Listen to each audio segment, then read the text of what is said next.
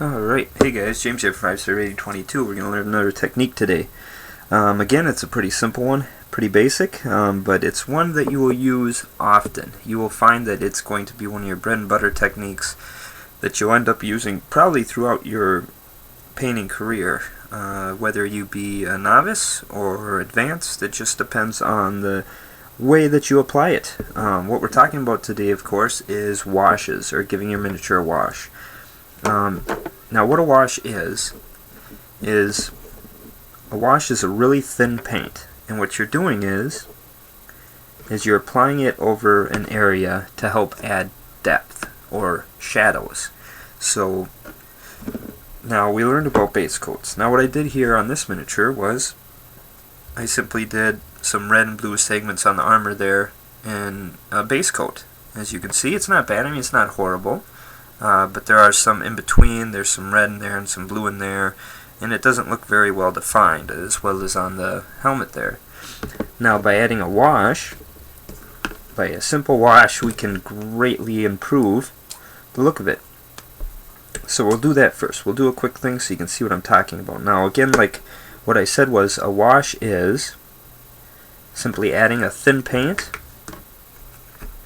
so that you it'll run into the recessed areas or the deeper areas and add depth or shadow, so you get darker areas. You're not trying to change the overall color of the paint, you're trying to add depth. So what I have here is I just took some black wash. This is by Games Workshop. They make paint specifically for a wash. It's just a thinner paint with the pigments in it. This is the old ones. They were called washes then. They now call them shade, which makes more sense because you're adding shade. You're adding shadow. So I took some and put some in here so you can just see. Just a real thin, paint. As you can see there. And I actually added a little bit of thinner to it to help thin it out a little bit more and make it run easier. As you can see there. So I might actually add a little bit more. Now I'm doing this because the wash I'm using it's a little bit older. It's kind of congealed, thickened up a little bit, so I want it to be like a wash should be, and thin and run easily. So you can see there, it's running pretty easily now.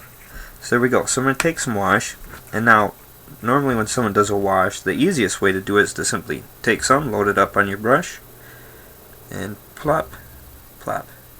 And just add it to the area you're trying to wash. I had a whole bunch on there, so I'm going to take and pull some of it off, which is pretty easy to do since it's pretty thin. And you can see down in between there, I'll put some back here so it'll help line the armor segments there. This might be a little harder to do, so I'm going to do another thing as well. I'm going to take and wash. You can see the pants there, they're just green. They have no depth to them, no shadow. So if I take a wash, just apply that liberally, this black wash will run into all the recesses and add shadow to it, add depth, shade. They're all pretty much interchangeable. So you can see there, I added it. Now you can see it has dark areas. The wash ran to all the dark recesses, around the deep recesses, and it's going to add shade to it. So that's what a wash is. It's basically used to add depth. It's a simple thing, it's a simple concept, and the way I just showed you is the simplest way. You just grab it and you put it over the color that you want. Your real thickened stuff. Now as you move along and progress, you might find that when I did this now, yes, it ran to the recesses, but it also kind of changed the overall color of the pants a little bit, more towards a glaze. And like with primer and base coats, they're sometimes interchanged. You'll find that a glaze and a wash is very similar. And we'll talk about glaze in another technique, but a wash is, you're not trying to change the overall color. You're just trying to add depth. You're trying to darken your shadows.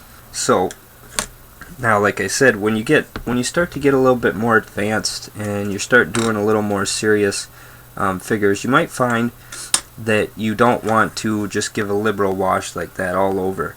And so you might take and do this. Now a lot of very good painters will do this, and they'll actually take and they'll line in their wash. Like I said before, I got my wash here.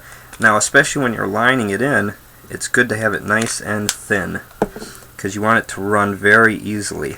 And what I'm going to do is, instead of just applying it liberally over something, I'll show you here on the gun, I'm going to kind of tap it in. So around this bolt here, just kind of place it in there. Oh. Just kind of place it in there, and I can put it exactly where I want it to be, and kind of let it flow itself around, and so it's not in the high parts. And along the lines there, I might do that. Run it in there. So I'm adding depth to it without having to go over the whole thing. As you can see there, just kind of tap it into these recesses, and it runs in there nice. Now I've added some shadow to that. Now that's something you might start doing. Now again, the easiest way would be to simply, if I wanted to darken up this whole gun, give it a wash. Just take my brush, load it up, and just go all over it. And I quickly get it into all the recessed areas. You see there, but it did darken up the overall color a little bit, which is closer to a glaze.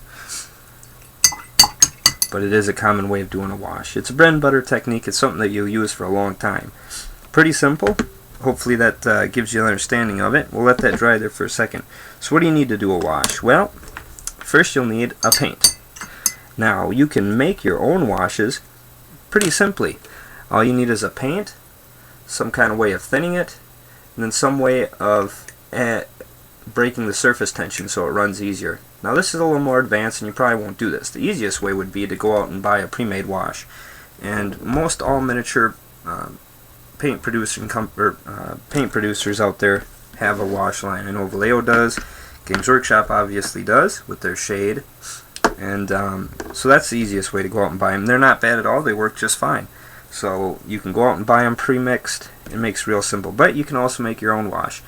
And all you need for that, you can use pretty much any paint. Now instead of a paint, I like to use an ink. It has a little higher concentration of the color, and it's already thinned, so all you have to do is add some extra stuff. So what I have here is some Game ink. This is Sepia by Vallejo. So if I was going to make up my own wash, simply take some of this, and it's already pretty thin as you can see because it's an ink. Take some of that. I'm going to take some of my, there's thinner and water in here, Flow-Aid. That helps it run easier, so I add some of that.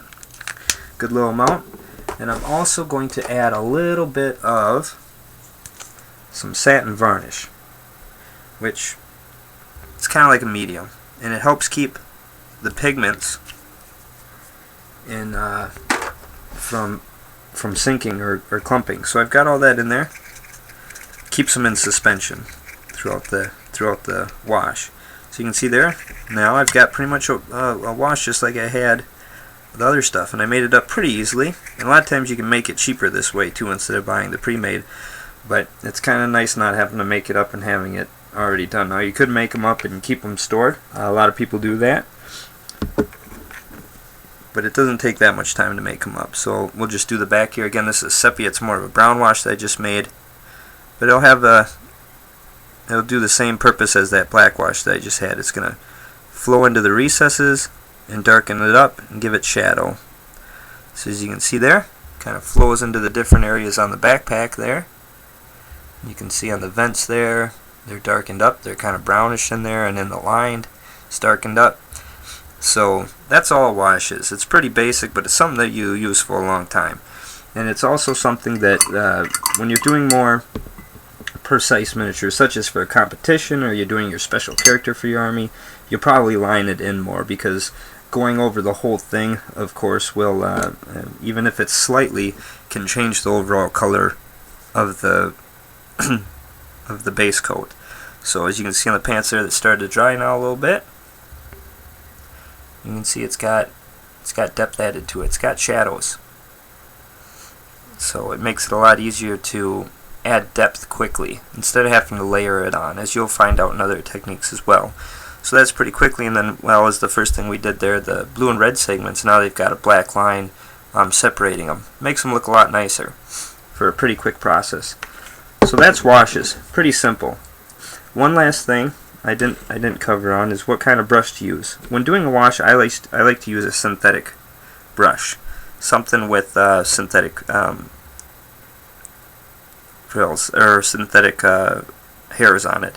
I don't know why. It's just something that I've always done, I guess. You don't have to. You can pretty much use any brush to give a wash. One thing with doing a wash, though, a lot of times it likes to go up into the ferrule here, and that'll start to flay out your brush. So maybe that's why I like to use the cheaper synthetic brushes, just so I'm not dipping my $15, $20 brushes into wash and getting it up in the ferrule. So it's really up to you, though. You know, use which brush works best for you. And of course, if you're lining it in, you probably want to brush with more of a point than a flayed out end. Alright, so that's it for washes today. Hopefully you guys like that. Subscribe, like, leave comments, tell your friends if you really enjoyed. Thank you.